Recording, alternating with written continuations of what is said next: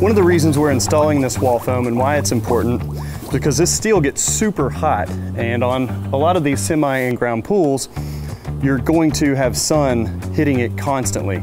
So it's nice to have that little bit of insulation between your liner and that steel wall.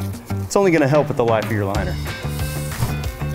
One of the things that you want to make sure of when you're installing this wall foam is that you don't get any wrinkles in here. Don't get in a hurry. Be patient. Try to do it as nice and neat as possible, because if you do get wrinkles in there, guess what? It's going to show up when your liner gets in that pool and the pressure of that water pushes the liner against the walls. We're also covering up those tech screws where you installed the liner receiver track from earlier. That's why we're going right underneath it.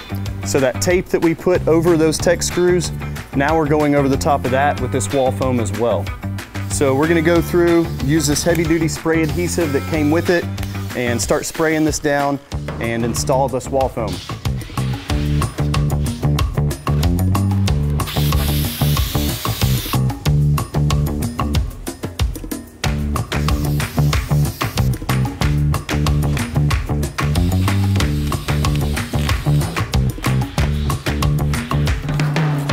We're just finishing up the wall foam, and I'm sitting here on the steps, and if you notice, I'm cutting a slit in this wall foam in between each tread and riser.